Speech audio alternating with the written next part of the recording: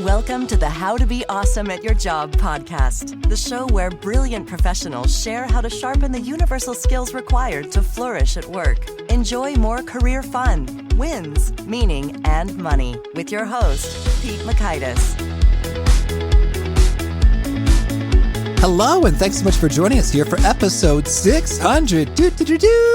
Wow. Thank you so much for listening and sharing and making this show what it is. It's just a real treat to get to serve you and to hear your feedback and requests and keep making something that you find valuable. So thank you. I look forward to the next 600 episodes and very much appreciate you here. We're going a little bit meta here for episode 600. We're talking about learning how to learn all the better. We got two real pros experts on the topic, and you'll learn 1, 3 simple tactics that drastically improve how we learn. 2, why you want the learning process to be difficult. And 3, how to get into the optimal mental state for learning. So if you want to check out the show notes or the transcript or the links to items we've referenced, check out awesomeatyourjob.com/EP600. And if you're visiting awesomeatyourjob.com, here's a great learning tool we got for you. It's called the Gold Nuggets. This provides summary wisdom from Sanjay and Luke and all the guests who've gone before them in an email you can read within just 3 minutes. I suggest you do some effortful recall before you read that as a review tool, and that's called the Gold Nuggets at awesomeatyourjob.com. Now, here's the story with Sanjay and Luke. Sanjay Sarma is the head of open learning at MIT, a professor of mechanical engineering by training. He has worked in the fields of energy and transportation, computational geometry, computer-assisted design, and has been a pioneer in RFID technology. He has an undergraduate degree from IIT Kanpur, as well as advanced degrees from Carnegie, Mellon, and UC Berkeley. Luke Yoquinto is a science writer who covers learning and education, as well as aging and demographic change in his role as a researcher at the MIT AgeLab. His work can be found at publications such as The Washington Post, Slate, The Wall Street Journal, and The Atlantic. He's a graduate of Boston University's Science Journalism program. Big thanks to Sanjay and Luke for sharing their wisdom with us. Big thanks to our sponsors. Check them out. One sponsor to check out is Harvard Business Review. This brilliant magazine, published at hbr.org, is the leading destination for smart management thinking. Fun fact, HBR has been mentioned in 108 episodes of the show. That's because HBR has great stuff that comes up often. They've got explainer videos, podcasts, real-world case studies, and much more. I think of HBR each night that I put on my special orange glasses. Their article, Will Blue Light Glasses Improve Your Sleep?, revealed that those who wore them reported better sleep and a 7% improvement in work performance as compared to those who wore the sham glasses. So I cite HBR anytime anyone tells me that I look silly wearing them. Now, much of HBR's content is available for free when you sign up at their site. Subscriptions that get you unlimited content cost $10 a month. If you visit hbr.org/subscriptions and enter the promo code AWESOME, you can save 10% off of that subscription. Again, to save 10% off of your HBR subscription, go to www.hbr.org/subscriptions and enter the promo code AWESOME.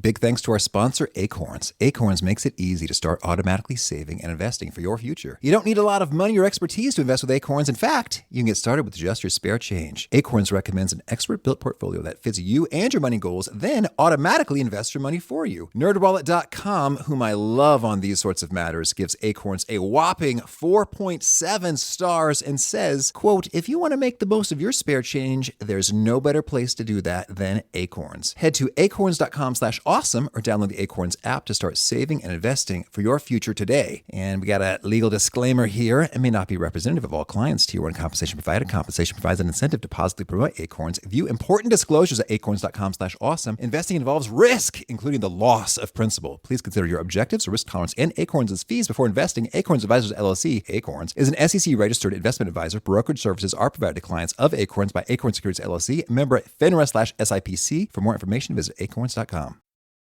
Here are Sanjay and Luke. Sanjay and Luke, thanks so much for joining us here on the How to Be Awesome at Your Job podcast. Thanks very much. Thank you. Yeah. Well, I'm excited to dig into your wisdom. So maybe we'll just go right off the bat. What's the big idea behind the book Grasp? Well, the big idea is that we today in learning need to focus more on access and more on making content cognitively friendly. And we sort of have it backwards. We make stuff cognitively unfriendly, perhaps not intentionally. And then we struggle with access and inclusion, and we end up sort of weeding people out of the system, Mm-hmm. And in fact, you could go so far as to say is all the things we do to quote unquote identify talent sometimes can step on the cognitive processes that make learning happen. Intriguing. So could you share an example in terms of some cognitively unfriendly practices that we'd be better off without? Well, there's a myriad. I mean, just one very simple one is every lecture is 45 minutes, half an hour, and we wag a finger at a student who seems to lose interest. But in fact, the way the brain works, it's hard to absorb material for more than 10 minutes or so, right there, right off the bat. And then we, for example, treat forgetting as something like it's something this learner, it's their fault, whereas forgetting is very central to all of learning. Yes, I'm intrigued. So 10 minutes already, so much I want to dig into. And so what's sort of the best practice then after 10 minutes? Is there sort of a break or a refresher or a mental palate cleanser you'd recommend, or what's sort of the best practice? Well, after 10 minutes, there's so many things you can do, but the first thing is take a break. But then the other thing you want to do is actually do something called the testing effect. It turns out that what you've learned in the last 10 minutes, if you personalize it a little bit and say, well, what did you learn, Pete? What was that? What was that? It promotes learning, and then you can start the next chunk. But then there's other stuff. Maybe Luke, you can talk about that. Yeah, I mean, the testing effect is sort of a big theme that comes up in the book. There's something called effortful retrieval, which could be a major boon to long-term remembering. One of the key researchers we talked to for the book are Robert and Elizabeth Bjork, and they have a really intriguing set of practices around retrieval and metacognition. And basically, one of the big ideas is that when you forget an item to be remembered, it's not just being lost to you. What's happening is all the competing misconceptions and confusing little ideas around that item are also being forgotten. And then when you re-remember that item, the true memory without those competing, conflicting, interfering associations comes back, and it becomes a much stronger memory. And so one thing you can do with a pretest before your big final exam, for instance, is you can force yourself to have what's called an effortful retrieval that sort of strips away all these competing memory associations, and you get left with a strong, long-lasting memory. Oh, right. So then is that the value in the forgetting there? Is that provides us that opportunity? There's a lot of value in forgetting. There's a value all the way down to the neurons and all the way up to the things that Luke was talking about. So the neuronal level, what happens is that when you're about to forget, if you get reminded of something, essentially the brain establishes more physical neuronal pathways, which make the memory firmer. So that's one thing. But then if you go up higher to the higher levels, you get rid of interfering memories, which is what Luke is talking about. So the interfering memories go away, and you've sort of re-established your memory in a much cleaner way. So there's a whole variety of a spectrum of benefits to just begin to forget something and then to relearn it. Oh, right. Well, I'd love to zoom in a little bit in terms of, so you're playing a big game on a global stage, and when talking about sort of access and all kinds of cool impact there. I'm thinking about our listeners, specifically professionals. Could you lay out, what's really at stake here for them in terms of if they're learning optimally or suboptimally? How significant is that impact? Look, the 21st century, I like to joke that the 21st century begins in 2021, right? I mean, COVID's this big reset. So we are going to enter an economy in which learning is central. I mean, the half-life of skills is shorter, et cetera, et cetera. The future of work, there's a lot of stuff written about it. We are learning animals, and we're going to have to learn for the rest of our lives to stay abreast. It's just the way it is. And so the ability to learn and to apply these tricks is central. It's sort of like, imagine if the way our education system is constructed today, it's sort of like telling someone you can exercise for the first 4 years of your life and then you're ready for the rest of your life, right? As opposed to, going to the gym 3 times a week. So learning's got to become that, right? I mean, and Luke and I talk about it at some level in the book about how learning is very important.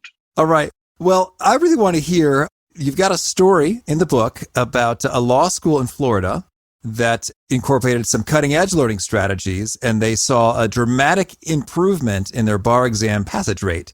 Can you share the story?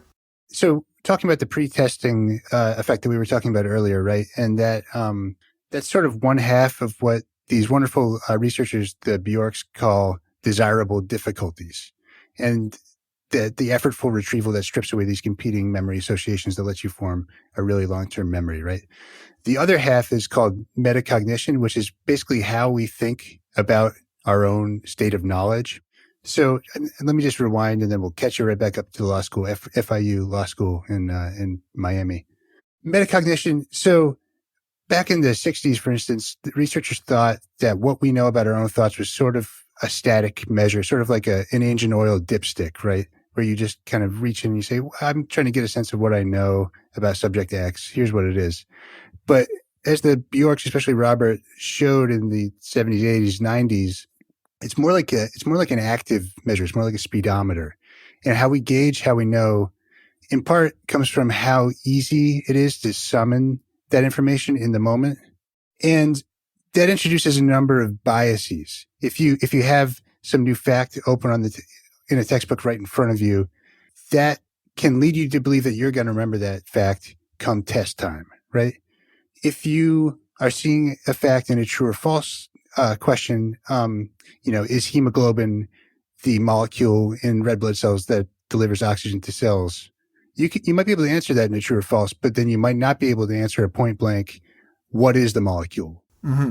And that false sense of knowing, the false sense that your knowledge of a given subject is not going to change. We know that's not true, right? We know that forgetting happens over a certain curve. It's called the forgetting curve. It's one of the most well-known studies or effects in psychology. And so when you combine this metacognition stuff with effortful retrieval, you get what's called desirable difficulties, where you have these techniques you can apply while you're studying that will sort of steel plate memories for the long term. And one of the things that Louis Schultz, who was the head of sort of reinvigorating this FIU law school program, did was he just went all in on these and other really important study techniques, and just they instituted a mandatory class for all first-year law students at this school to start studying how to study using these techniques.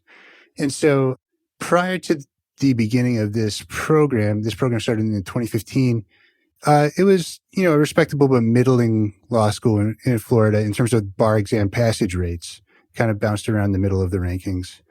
And they instituted this program where every student is taking this course on how to study as a first-year law student. And then if you're sort of in the bottom of your class, it's mandatory that you continue these studies in your second year. And then I think there was another mandatory semester, or effectively mandatory since everyone takes it because it works so well, in the third year. But the effect was this program rocketed to the top of its rankings for the state in Florida. Now it's always number one or number two in terms of bar passage rates in Florida. And in terms of ultimate bar passage rates, which is the number of the percentage of people who pass the bar within 2 years of graduation, it's top 15 in the country. Mm-hmm. It's remarkable. And one of the big takeaways that we found from this story is you have all these students, these law students, who frankly would have flunked out before this.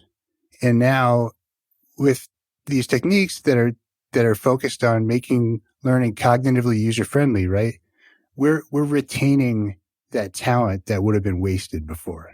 Well, that's very encouraging and quite a testament. So lay it on us. What are some of the most hard-hitting, effective techniques that you think professionals should be using when they're trying to learn new skills or get that flowing for them? Well, here are a few. Do it in short sprints. And actually, if you go to YouTube, watch something on YouTube, you'll find that naturally, without perhaps even understanding the science, just because of our instincts. People have made their videos very short, a few minutes, 5-10 minutes. The second thing is, at the end of the video, apply the testing effect. Ask yourself questions about the stuff you learned, right? So the third is space it out a little bit. Wait some time. Ask yourself the next day, do you remember it? Ask yourself a month later. I do this all the time. I'll watch something, and then like a month later, I'll try and recall. And rather than blame myself if I forget, I go, wow, that's an opportunity, because now my brain's going to really learn. So, cleans the whistles a little bit, right? Here's another one, very strange. Interleave. That's part of the effortful learning, the desirable difficulties. What that means is, switch. So let's say you're learning two similar things, right? And you're solving problems or something, if you're trying to ask questions, answer questions. Answer questions about the first topic, then the second topic, then the first topic and the second topic, because it forces you to reload. If you continuously answer questions about the first topic, you're not reloading that information. Mm-hmm. You have to sort of reload that program, right? So do that. Bottom line is this: at some level, there's an illusion of learning. We think we're learning.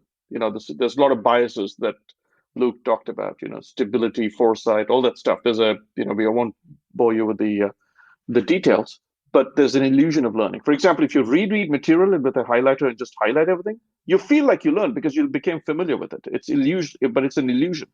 But when you're actually learning, it feels effortful, right? And you go, oh my God, I'm not learning because I'm struggling. But actually, you might be learning better. That's the strange sort of optical illusion, related to learning, right? Luke, why don't you add to that? Yeah, that's right. And this applies not only to egghead kind of stuff, right? You could use this as an athlete. There's a classic study of, I think it's third graders doing the beanbag toss, right? The goal is to do a beanbag, hit a target with a beanbag from 3 feet away. You have an experimental group throwing from 2 feet away and 4 feet away, but never 3 feet away. And you have a control group throwing from 3 feet away. And the experimental group, who have never practiced the 3-foot throw on exam day or what have you, outperformed the kids who have been practicing at 3 feet. And you can take that to the driving range, right? And this is a classic example that Bob Bjork likes to talk about. He's a passionate golfer. If you're just hitting the same club over and over again at the driving range, you're not reloading the cognitive program for how to swing a golf club. You're just kind of rerunning the same program. Mm-hmm. So he recommends pull out the driver, hit a few, then switch, aim at a different distance with a different club, switch to a different club, keep switching. And, that applies whether you're studying hard facts, whether you're practicing the piano. The thing that makes it a difficulty is that initially you might be discouraged by the progress you make. And in fact, you might actually make less progress initially than you otherwise would have. But in the long term, you'll see the benefits. Mm-hmm. Yeah, you've had David Epstein on the show talking about range and sharing some similar takeaways there. And so what's interesting is any topic or skill naturally has many sort of sub-skills or subtopics under it. So if I wanted to learn direct response copywriting, that's of interest to me. There's many sub-skills associated with, there's the consumer research, and then there's the intriguing headlines, and then there is trying to pull people in deeper over sort of a longer period of time with paragraphs. And so in following these best practices, the best move would be to do short spurts of maybe 10 minutes of learning, and then do some effortful retrieval, and then maybe shift gears from one sub-skill or subtopic to another, and then back and forth. That's exactly right. You put it well. It's the reloading, right? Can you reload that, and then can you reload this? Can you reload that? Not load that and then keep doing the same thing, right? Because it's the reloading that's the problem. Yeah. And you're describing it right. By the way, the business of breaking down a complex task into subtasks, that's something good teachers do. That's what great coaches do. I mean, if you've noticed, the great like in tennis, the great coaches are not necessarily great players, right? Brad Gilbert coached Andre, Agassi for some time, but he wasn't a great player. He was a good player, right? But because he appreciated what great play was, he was able to sort of break it down. And there's techniques for that as well. And then you want to do exactly what you described. It's funny how great players don't always turn out to be great coaches. It's often a pretty good player turns out to be a great coach. It's really interesting. In fact, it's called the expert blind spot, because you got to be really, really sympathetic to the learner, right? But the expert has a blind spot. You go, why can't you get that? Oh, please, because you're an expert and I don't. And you need to sort of understand what I don't get. Yeah. And as a learner, that just sort of compounds the frustration in terms of I already know I'm not doing this well. And the fact that I'm apparently displeasing you is just making it worse for me. That's why professors exist, by the way. Yeah. Because parents fall into that trap all the time. I can tell you as a parent. Mm-hmm. Well, so then I know you've done some research on learning styles, but I want to know a bit about to what extent is that off base, and how should we think about sort of different modalities in terms of I'm watching a video, or I'm reading something, or I'm listening to something, or I'm trying it out on myself.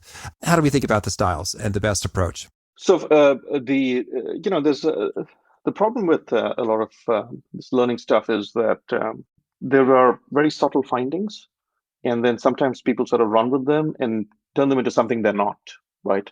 So the whole learning styles thing, there's no basis in, there's no pro, it's never been proven. It's, if anything, it's discredited as an approach. It's not like some people are, learn better by hearing and some people learn better by, video or something like that. There is research in how to mix modalities. That there is research. Mayer is a professor, did a lot of work on that. So there is research on that. But the deeper concept, the deeper thought here is that this field that Luke and I talk about in this book has been explored in the past, but it's also led to a lot of faddishness, which then falls into convenient buckets. Wouldn't it be great if, some people were just visual and we could just bucket them into visual and put them in the visual classroom and just, it sort of runs amok a little bit. So that's the whole problem with the learning styles argument.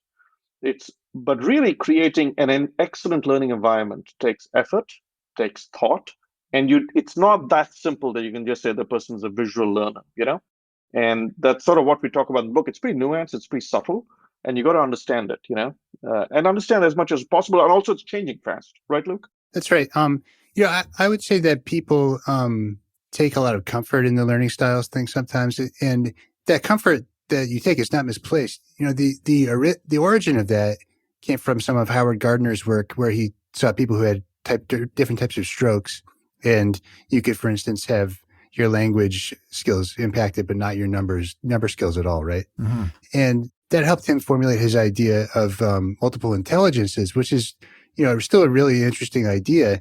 And it suggests that what might be measured in a standard sit-down IQ test or an SAT in no way encompasses, your total powers as a learner. And, when we say learning styles isn't something that we put much stock in, that is not to say that you should take your SAT score as your sum total value as a learner. That is, SAT scores and IQ tests capture a very narrow window, probably, of what people are capable of. Mm-hmm. Okay. Well, so then this is helpful in terms of figuring out some best practices and some sort of mistaken ideas that may not have as robust a research base behind. I just want to make sure we talked about the phrase effortful retrieval a couple times. I'd love it if we could, hit a few examples of that. I've heard of the Feynman blank page technique in terms of you're saying, okay, I'm going to teach this as though to someone new, or I've got a blank page. I'm just going to write down, how this process works or my true understanding of it. What are some of the other approaches to do an effortful retrieval? The simple answer, honestly, is for if you're in mid-career and you're thinking about ways to improve. To be really blunt, there are programs online, MIT X, which is the home team program, and we're a little biased. We'll build in little quizzes and games and so forth to sort of force that in between video lectures and things like that. So there are ways you can force that to happen just by choosing a program or choosing an approach for your continuing education. Okay. Yeah. For example, you learn something, right? Mm-hmm. A book, you read a chapter. There are questions at the end. No one wants to take on those questions because they involve effort. You just skip over them. Mm-hmm. Answer the questions. Try it. I know it's effortful, but you learn better, right? So that's the testing effect, by the way. That's good. Right? So it's strange. The more tests you take, actually, the better you learn. And these are formative tests as opposed to summative. In other words, you're taking the friendly tests. It's not like someone's grading you on them, right? Mm-hmm. So that's one very simple example. The other one we talked about is switch topics, etc. So these are all examples. But a lot of the systems out there sort of do it automatically, as Luke was talking about. Mm-hmm. And if you don't have the advantage of some of those systems or the games built in or thoughtful questions at the end of the chapter, are there some self-prompts you might recommend for folks to engage with? Yeah, make up a question. For example, look for ways to break what you just learned, right? Mm-hmm. Look for... Actually, then I'm saying this as an academic professor, someone who teaches, and I learn a lot. I have to keep because of my research. There's always some nagging doubt, and it takes a little bit of introspection to identify that doubt. And you'd rather bury it, but you identify it, you surface it, and you sort of, psychoanalyze your doubt, That's effortful. That actually helps a lot. And that's something that's become very instinctive for me. So analyze the doubt. Don't bury it. Don't just whitewash it. Yeah, that's great. In terms of like, where might this not work or not apply? Or what about this counterexample that doesn't seem to fit or follow the theory or the principle? Yeah, try and apply it. That's the other one. Try and apply it somewhere. You learn something, apply it to, let's say it's a management thing. You learn something in management, right? Oh, I use this technique. Well, apply it and figure out. Porter's 5 forces. Okay. Yeah, exactly. Porter's 5 forces. Sure. So there we go. All right, let's take a look at the mobile phone industry and put those 5 forces on there. Okay. That's good. Well, there's a lot of conversation right now about, hey, in-person versus remote learning. I'm sure we could talk for hours about that alone and how it impacts, children and folks in college. What are some key perspectives that we should bear in mind as professionals in this game? Look, the elephant in the room is engagement in remote learning. Okay. So let's leave that elephant out for the time being. Let's kick it out of the room and come back to it. Okay. It turns out that if you look at the learning process, what makes learning work? Curiosity, which we talk about, right? Curiosity is incredible because if you're curious, the brain releases dopamine. It's called the dopaminergic circuit. You learn better. Then there's the actual content presentation, right? Mm-hmm. Then there's all the fun but effortful parts like Q&A, discussion, arguments, applying it, doing something with it, right? All that stuff. Projects, forgetting and relearning it in a different context. You learned it in a different context, but you need to recall it because in a project, you need to pull out the stuff you learned, right? So just to look at the classroom right now, what we do in the classroom is we do lectures. And the lecture is the one thing actually you can do online. Fair enough, yeah. And even online, you can do it asynchronously, which is what these YouTube videos do, like Khan Academy, 3 Blue, 1 Brown, etc. And the things that actually we couldn't do online, we sort of don't do as much of in the classroom. We ignore it. Right? It's a tragedy, actually, right? The things we should be doing online, we do in the classroom. And the things we could do in the classroom, we sort of don't do very much of. And we're talking about discussions. We're talking about hands-on contextualization of what you've learned, right? Yeah. Mm-hmm. So it's almost as though you have a learning as a delivery mechanism where you have lectures that's introducing knowledge to you for the first time, right? And then you have learning as a steeping mechanism to steep in the information that you've learned after it's been delivered. And, that's when you're talking about lab activities. That's when you're talking about discussion sections where the knowledge ping pongs around the room. And I think what Sanjay is saying is, a really good way to do that initial burst of knowledge is a video lecture. But if you want to, you really have to do that second part, the ping ponging of knowledge around the room.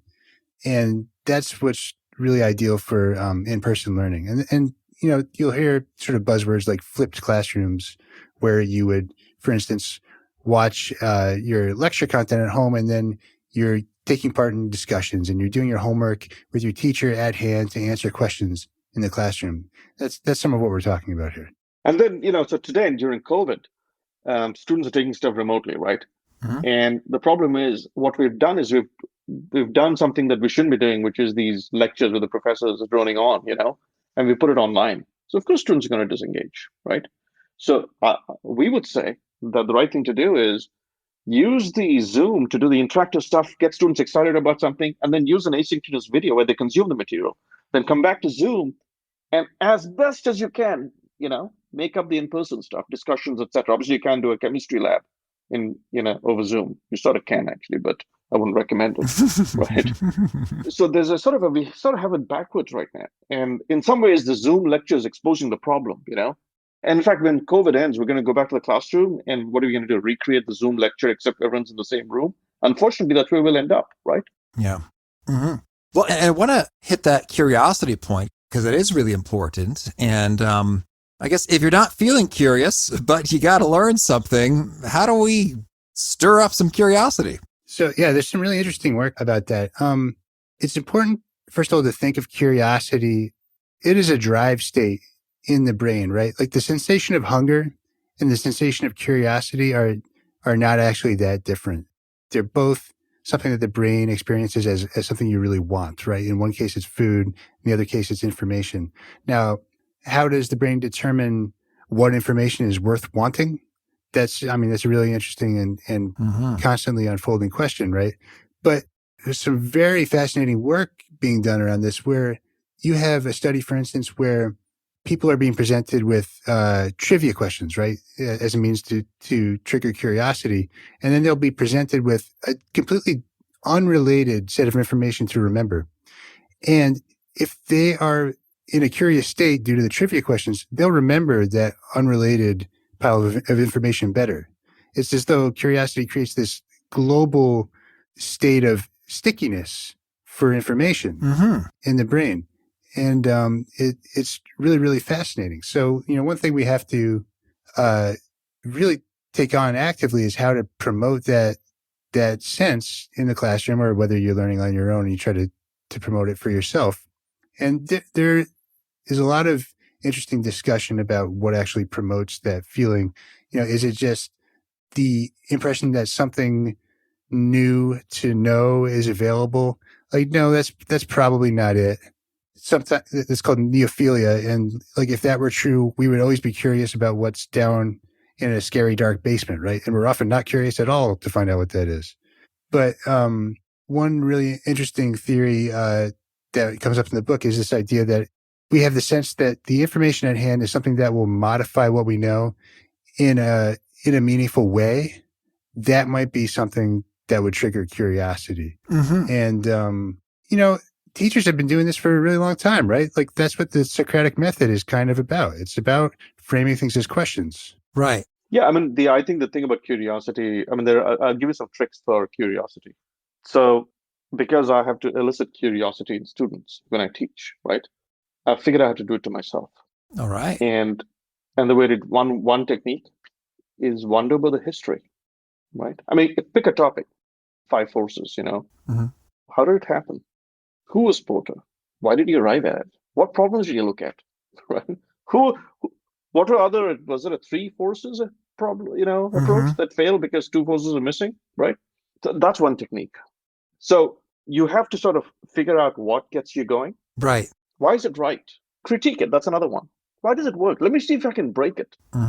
So it's sort of related to effortful, but you've got to sort of get the juices flowing. And the equivalent to saliva for hunger is dopamine, right? Well, that's intriguing how with the Socratic method and these questions about the history, or why does it work or where might it not work, it's like the questions alone are getting some drive going. And Bob Cialdini has this in his book Persuasion, which I think is excellent, is that if we could start with some mystery, like how the heck did this come to be? Or that doesn't seem to make sense. What's really going on here is handy. But even if you can't summon it for the thing that you need to learn, it sounds like I can just go ahead and get it from somewhere else and then shift gears quickly into the thing I need to learn. And that's helpful too, right there. That's what Luke just described, right? The trigger question. You get curious about something else. You quickly learn the thing you aren't particularly curious about. You're going to learn it better. Right. Preferably not the right approach, but it'll be a longer lasting memory. That's not going to give you the context you need, but the memory will last longer. So yeah, it's really interesting. Okay. Just another thing is if you're encountering a new body of information for the first time, something that can be really helpful is just to look it over, examine it, and it's really confusing, right? And it's bothersome. Build in enough time to get a night's sleep, and then come back to it. There's a lot of reorganization of long-term memory that happens overnight, and you would be surprised at what makes sense in the morning. Sleep on it, right? That's good. That's good. Well, I know that you talk about learning and technology, we can sort of go overboard when it comes to tools and platforms and software, but I've got to ask the pros here. Are there some really cool tools that you think your typical professional can utilize to give their learning a jolt? Maybe it's an app or software or even just sort of a low-tech technique. Yeah, a lot of tools use this stuff. Obviously, the MOOC platforms, because they have Q&A built in, and most MOOCs have short videos. I'm going to give a shout out to Quizlet. Quizlet is Andrew Sutherland. He's a MIT guy, and it's used by more than 50% of high school students, I believe, in the country now. And it's flashcards basically, but he's got built in other things. But a flashcard works because it forces you to reload, right? Boom, reload, mix it up, reload. In fact, there was a version of the flashcard called a Lightner box, which which is sort of almost like a card game. It forces you to remember the things you're about to forget. So there are tools that apply that. And then there are tools that make things more vivid, I mean, for example, this will happen over time, but AR, VR, right? Things like that. They make things more vivid, more realistic. If it's cognitive and motor, then AR, VR is very interesting, very useful, right? By the way, very interesting. There's an entire industry, I'm going to put you on the spot here, Pete, and ask you, entire industry that is for almost 100 years has been driven by augmented reality. Can you guess which one it is? Luke, do you know the answer? When was the first flight simulator? No. Exactly. It's 100 years. Oh, You got it, okay. Luke, 100 years, right? Because the Link company, which is an American company, made flight simulators, like to 1930 timeframe. In fact, during World War II, and that's basically a flight simulator is essentially augmented reality, right? And during World War II, America was able to produce more pilots. Japan had the planes as well, but they couldn't produce the pilots. So, anyway, there's a range of tools that work on everything from memory to interleaving to, Duolingo does it, Rosetta does it,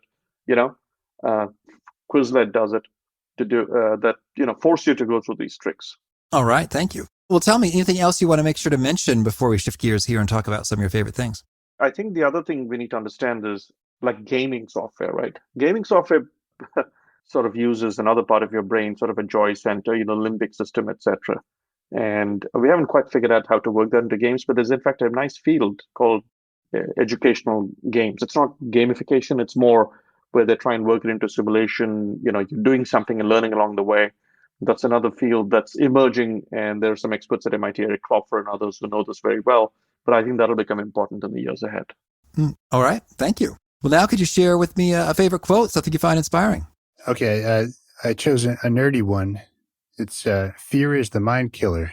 It's from Dune. All right, yeah. Any Dune fans in the house? In terms of this book, I joke, but fear is the mind killer. Anger is another mind killer. It can really just take away your ability to process information, and especially kind of in the current moment, I like to hold on to that. Okay. Mine is the Eisenhower principle, which is sometimes it's easier to solve the bigger problem than the smaller problem. Because when you're trying to solve the smaller problem, you get caught in the weeds. So generalize and try and solve the bigger problem. And if you look at all the blitz scaling, the Dropboxes, the Googles of the world, right?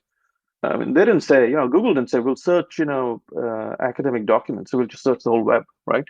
Because in doing that, they they get the exponential benefit upside, but they can actually take on the problem and just solve it, right? Indexing, site indices, et cetera, and build, server farms. So I actually truly believe that it's sometimes easier to solve the bigger problem than the smaller problem. I believe in generalizing. All right, thank you. And how about a favorite book? I chose one that's apropos of our book, which is Consciousness in the Brain by Stanislas Dehaene. And it's just, we don't know what makes us tick in our heads and what makes consciousness work exactly, but researchers are picking away at the edges, and there's some really fascinating research being done about just the edges of what's perceptible and the pathways that takes in the brain. So I would recommend this book, Consciousness and the Brain. For me, I was actually going to go for a consciousness book, but now that Luke stole my thunder, I'm going to have to go in a different direction. I'm going to say Catch-22 by Joseph Heller. And why is that? Because I believe that some of this absurdist humor, just sort of mind-bending, lateral thinking stuff is very essential to creativity. All right, thank you. And if folks want to learn more or get in touch, where should we point them? Yeah, they can shoot me an email or get in touch with me on Twitter. So my name is Luke Yoquinto, and so my Twitter handle is just that. It's at LUKEYOQUINTO. And you can shoot me an email too. My Gmail is LYoquinto. That's LYOQUINTO@gmail.com. All right. And do you have a final challenge or call to action for folks looking to be awesome at their jobs? Yeah, my call to action is spend 3 hours a week learning something new. Learn to learn. All right. That's a good one. And just to pile on to Sanjay, be an extreme learner. Treat learning like it's a mountain to be climbed. It's a habit. of the mind to start doing, but once you do, it can be hard to stop. All right. And maybe I'll leave you with a Dos Equis. Remember the Dos Equis ad? All right. Yeah. I'm not recommending the actual beer, although it's pretty good. Be curious, my friend. All right. Thank you. Sanjay, Luke, this has been fun. I wish you all the best. Yeah, same to you, Pete. Thank you very much. Yeah, thank you. I really resonated with what Sanjay said when he says, okay, so you learn something in a book, you read a chapter, and there are questions at the end of the chapter, but no one wants to take on the questions because they involve effort. You skip over them. Answer the questions. It's so funny because I love learning. I love reading, and I do exactly what Sanjay was referencing there. And it's tempting to not do it because it involves effort. And if it's a good book, you want to keep reading and get to the next chapter. But really, that's the trick, to reinforce that. You do that effortful recall. You appreciate the value of the struggle and even the forgetting. Handy reframes from Sanjay and Luke. Again, those show notes, transcripts, and links to items we've referenced are at awesomeatyourjob.com/EP600. If you haven't already, I hope you'll push subscribe. You'll catch our next guest, Mike Robbins. He's got some pro tips about high-performance teams. Hope to catch you there. And peace. Thanks for listening. To get the most out of the show, we recommend 2 key things. First, check out the extra resources at awesomeatyourjob.com. You can find this episode's transcript and links, as well as the perfect episode for your situation. You can search the full-text transcripts of hundreds of episodes or explore episodes tagged by topic and competency covered. Second, subscribe to the podcast and get future episodes automatically. You can subscribe by telling Siri and several other smartphones and speakers, subscribe to the How to Be Awesome at Your Job podcast, or by tapping subscribe in your podcast player of choice. If you'd like some extra help figuring out podcasts and how subscriptions work, visit awesomeatyourjob.com/subscribe for guidance. Hope to catch you on the next episode of How to Be Awesome at Your Job.